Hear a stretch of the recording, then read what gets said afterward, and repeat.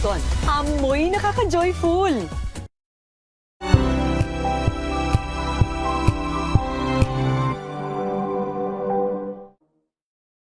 Ang Lunas ay may extension na. Lunas Extension.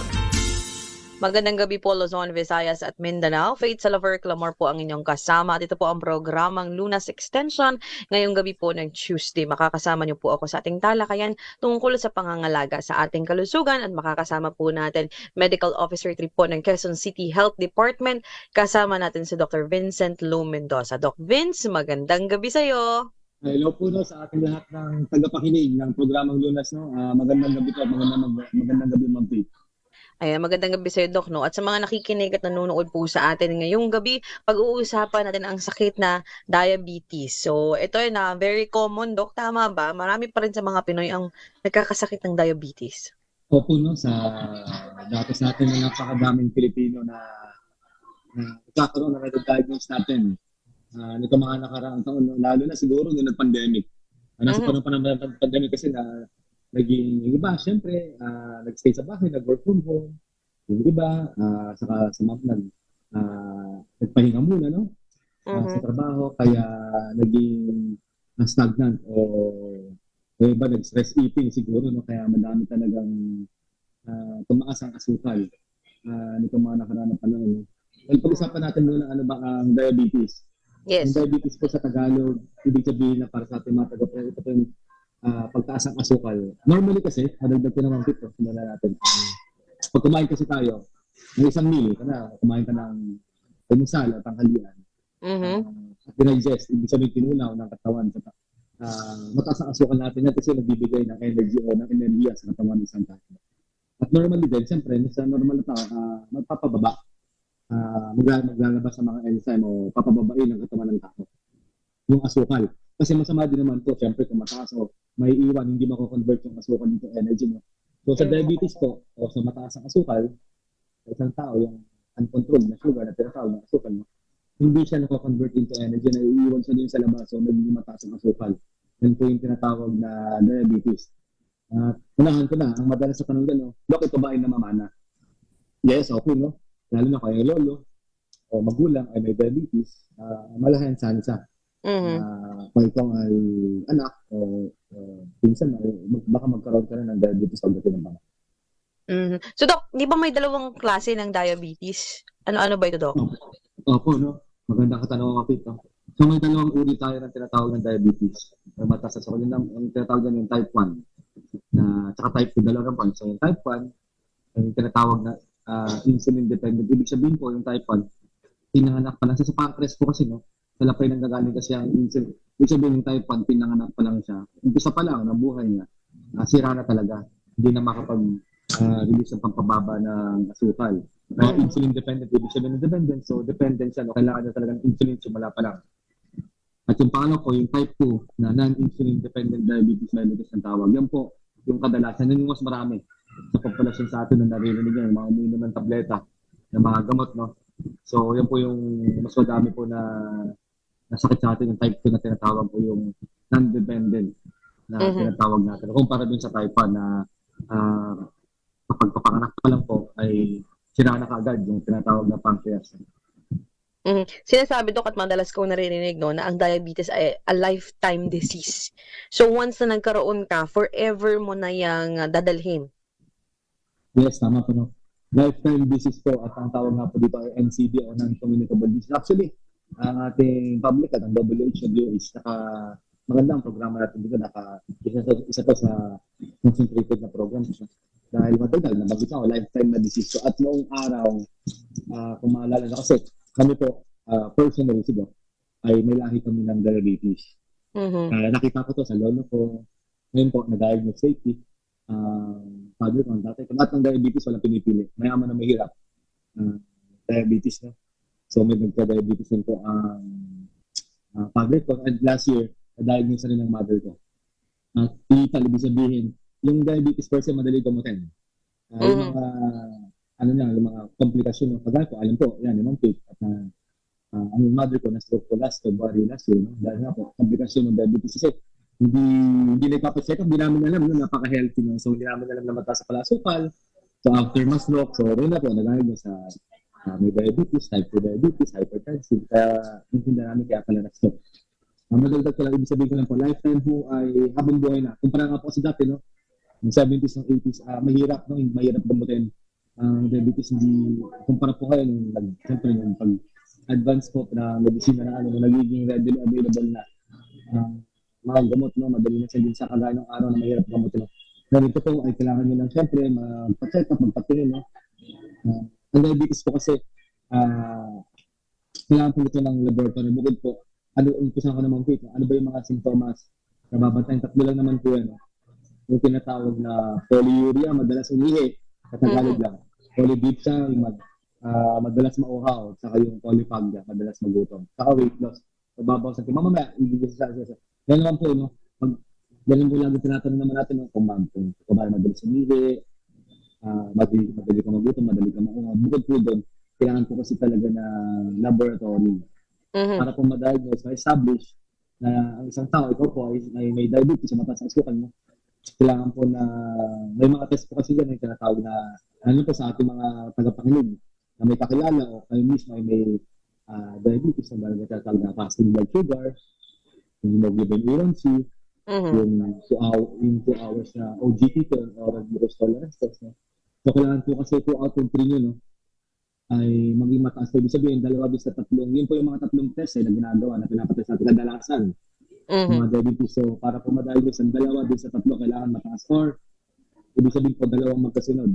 Ano mo, nagpakuha ka ngayon ng FPS, bukas magpakuha.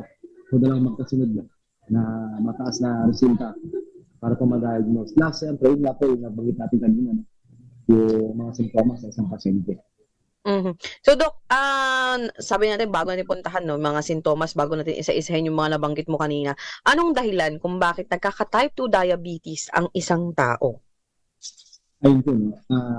Yun nga po, nabanggit natin sa kanila, genetic po. No? Minsan, may genetic predisposition, ibig sabihin, namamana po ang sakit po. Pangalawa po, sa pagkain po, no? Kadalasan po, sa pagkain, hindi naman po lagi sinasabi nito, hindi naman po yan. Halimbawa ngayon po, ay kakain ka. Siguro pagdating mo ng 30s, ng 40s, ng 50s mo, siyempre naipon mo na yung mga nakain mo.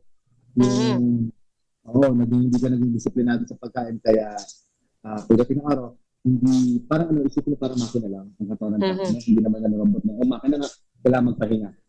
So hindi rin tayo, magkakaiba rin, ginawa ang katawan natin. So, nasisira din, halimbawa, kung ikaw ay talagang puro sweets, mahilig ka sa puro cake, puro chocolate. Tama po ba? Tapos, hindi ka mahilig sa mag-exercise, hindi ka mahilig magpa-check up. No? So, mag-develop ka talaga ng mga sakit din. Parang ano lang din po. Halimbawa, kung ikaw ay chronic smoker o chronic drinker, diba? Hindi naman po yun lalabas yung sakit. No?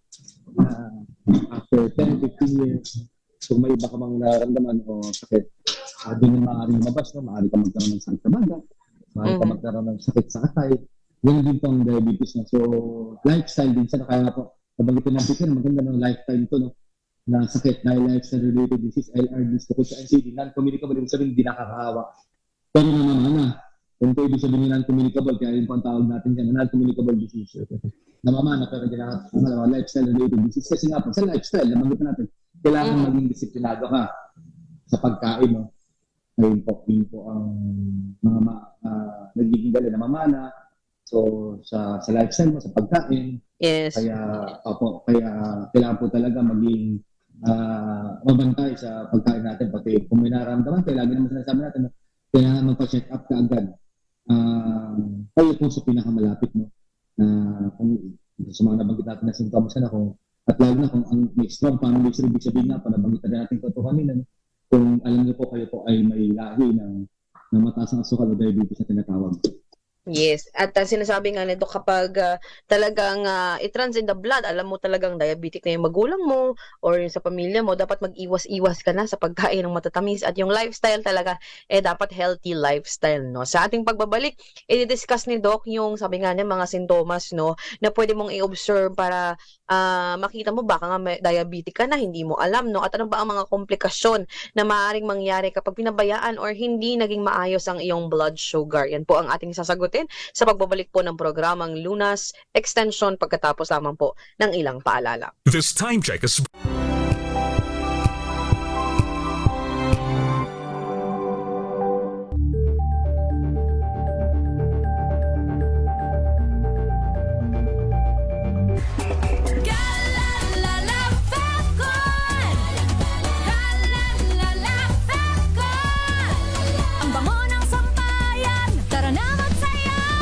Fabcon, amoy nakaka-joyful!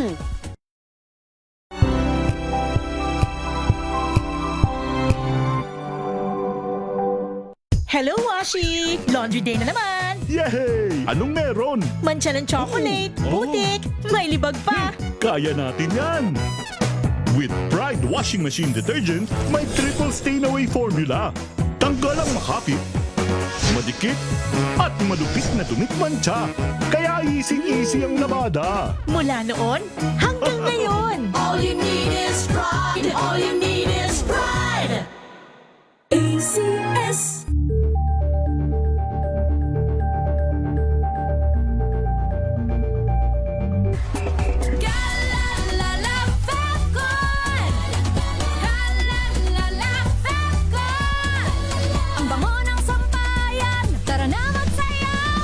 Fabcon, amoy nakaka-joyful!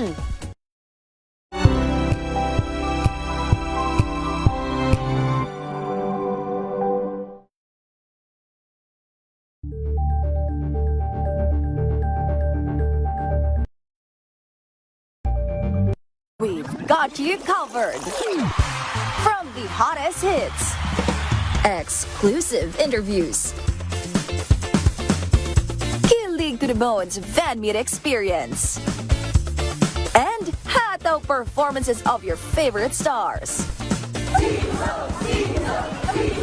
Saturdays, 12 noon, dito lang sa DZRH TV.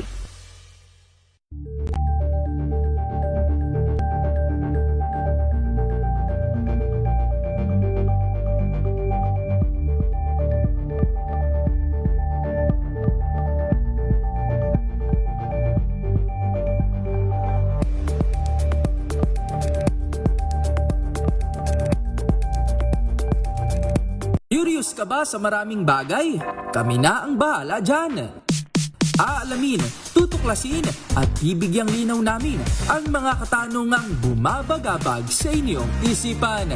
Sa programa kung saan ang bawat sagot ay galing lamang sa mga eksperto. Ang Expert's Opinion, tuwing linggo alas 3 ng hapon, dito lang sa DZRH TV.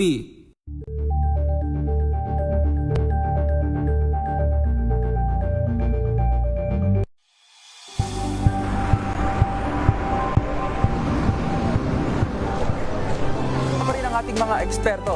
Dito lang sa Expert Opinion. Ito ang The Better News. TNVS.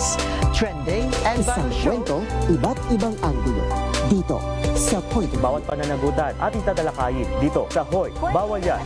Filipino, dito lang sa DZRH. Match up entertainment and lifestyle. Ito ang MBC TV Network News. Una sa Pilipinas, una sa Pilipino.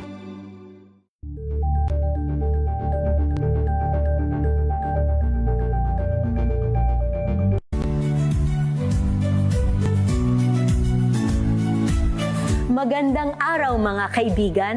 Ito po ang inyong balerina ng bayan, si Lisa Macuhay Lizalde, na nag-aanyaya sa inyong samahan kami at ang aming mga espesyal na panauhin para sa kalahating oras ng masayang kwentuhan sa aming programang Art to Art, kung saan ang usapang sining at kultura ay para sa lahat.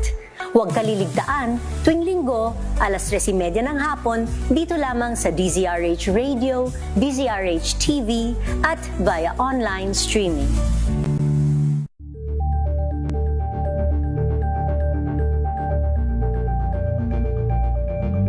Maagang balitaan, maagang usapan sa mga issue at balita. Kasama si Kuya Angelo Palmones sa Magandang Umaga Pilipinas. Mula Lunes hanggang Biyernes.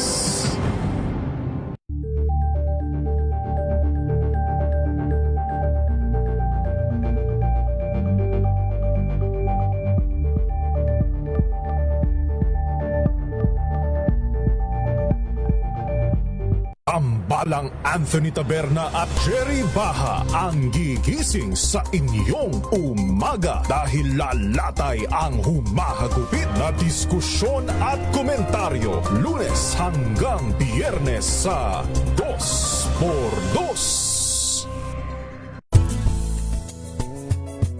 Number 1 na naman ang inyong DZRH sa latest survey ng Kantar Media na inilabas nitong January 2026. Hindi lang sa Metro Manila, kundi pati rin sa Mega Manila. Patunay na DZRH lang ang inyong tunay at totoong pinagkakatiwalaan.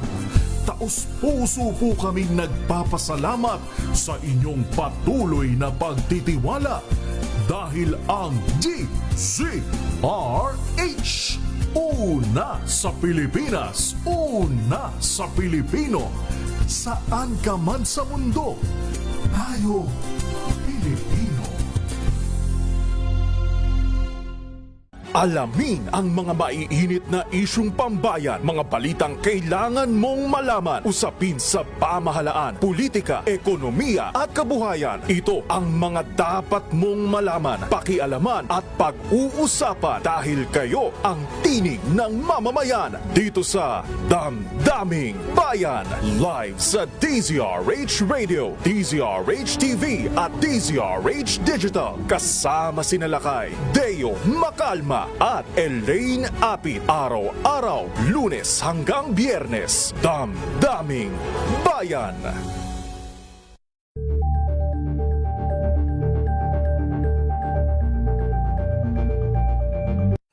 Mga balitang gigising sa inyong umaga. Mga balitang kailangan mong malaman. Mapapakinggan sa ACS Balita sa 2x2. Kasama sina Anthony Taberna at Jerry Baha. Lunes hanggang Biyernes.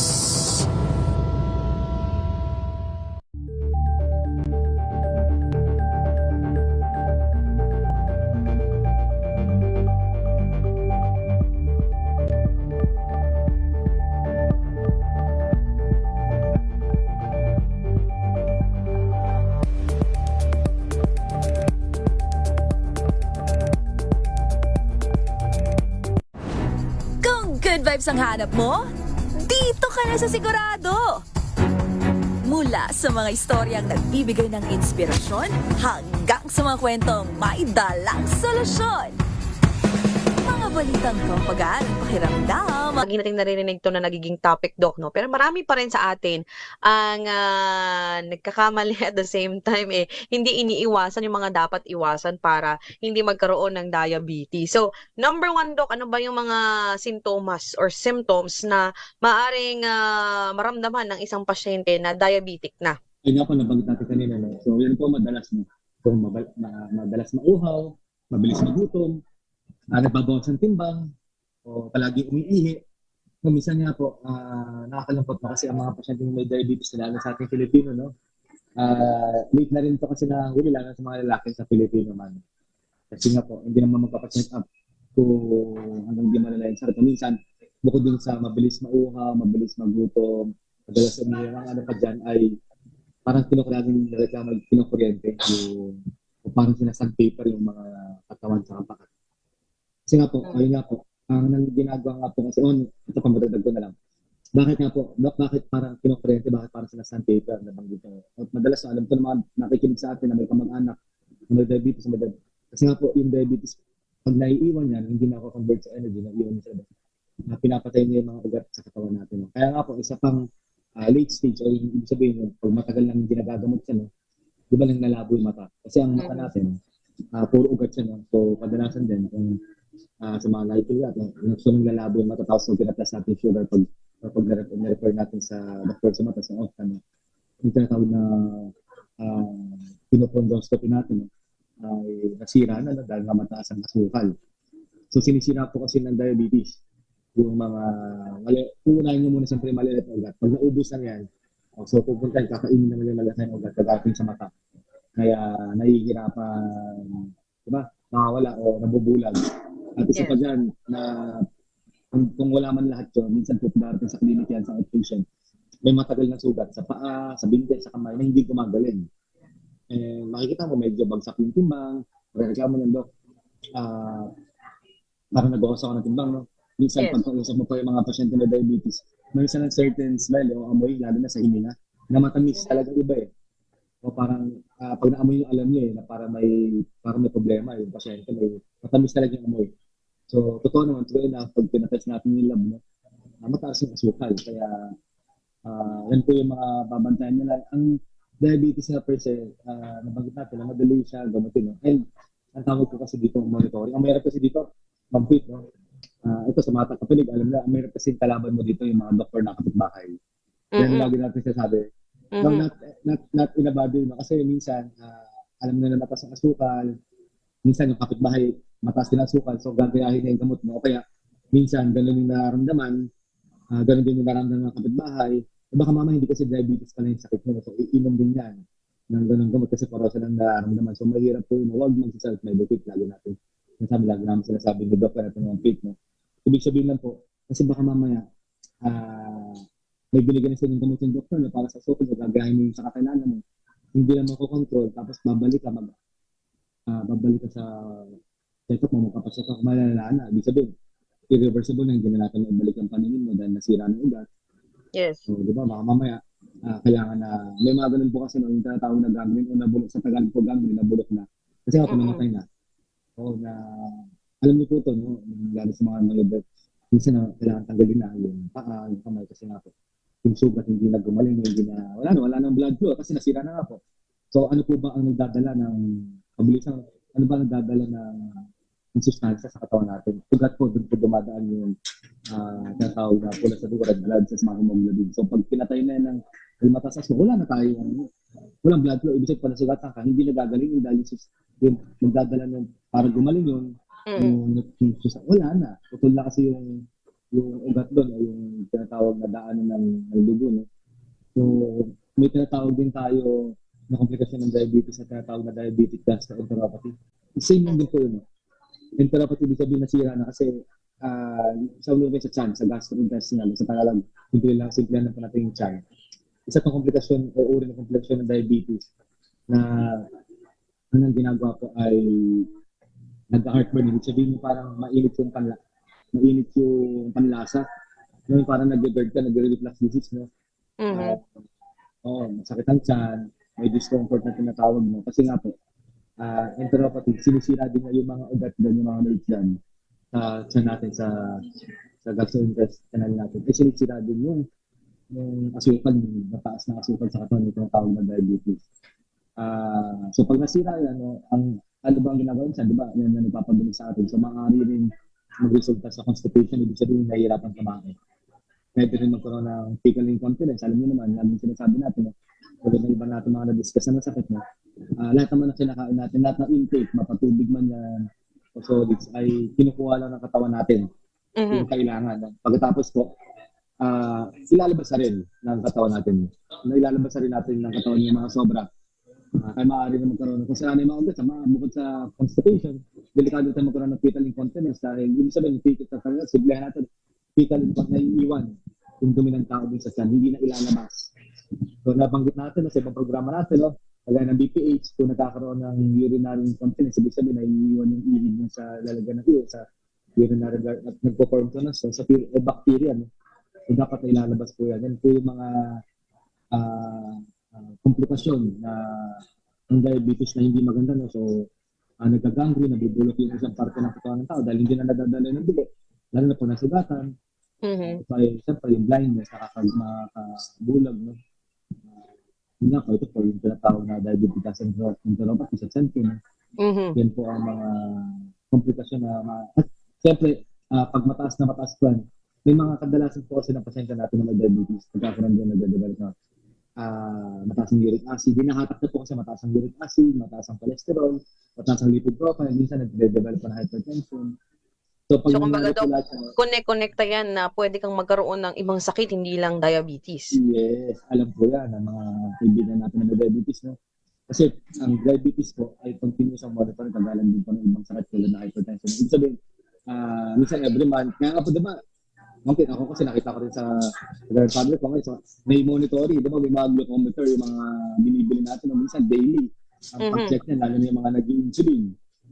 Diba, kasi nga po kailangan ma-monitor yan, no? Kasi pag nag-follow up yan, after a month, o after 2 months, after 3 months, naka-record yan, tinitinan nila po, no? Naka-record yan, kaya nga po, importante na nasasiraan at alam na ng mga kaibigan natin na may diabetes. Pag nagpala doon minsan, nakikita mataas ang uric acid, mataas ang cholesterol. Gawa nga po hinahatak ng pagsira na yung mataas ang asukal at nasisira ng mga ugat natin. Hinahatak na po kasi pataas natin. Kaya nga po pag nagkaroon pa ng-develop ng hypertension yan, siyempre yung monitoring, pumapalo din yung kidney, di ba? Kaya nga pala din binabantayan ng mga pasyente natin yung tinatawag na creatinine o yung kidney function. Creatinine tsaka yung BUN kasi nga po pag yan ito ay nasira, pumalya. Di ba, alam din po natin, no? At madalas natin marinig yan na nag-dialysis yung mga diabetes natin, mga may uncontrolled na sugar na tinatawag, na uncontrolled na diabetes mellitus. So again po sa mga nanonood nakikinig sa atin, hindi biro itong pagkakaroon ng diabetes, no? At sabi nga ni Doc, manageable naman, tama ba Doc, ang pagkakaroon ng diabetes. Talagang mas maaga lang din yung detection, mas maganda kasi maiiwasan yung mas mga mahirap at malalang komplikasyon. Okay, no? Madali gamutin yung diabetes kasi na saka itong mga huli for the last 8-10 years, nagbago, madami tayong bigyan, madaming development, bago yung mga gamot ng madaming available. Siyempre, hindi naman lahat mura, no? Meron tayong mga murang gamot na readily available sa mga health centers. Pero depende rin kasi, no? Kaya we advise na magpatingin sana sila sa pinakamalapit na doktor, no? Hanggang maaga. Nabanggit natin kanina yung dialysis, yung creatinine, yung kidney naman po, maganda, nakakatakot o hindi maganda kayo sa tenga, pero kaya po ina-advise natin na diba lagi sinasabi namin yung fit, no? Dapat early detection, early intervention, bago pa po mapunta doon, no? Bago pa kayo ma-dialysis, bago pa hindi umapekto yung gamot, bago pa kayo mag-insulin kasi mahal po yan kahit anong insulin.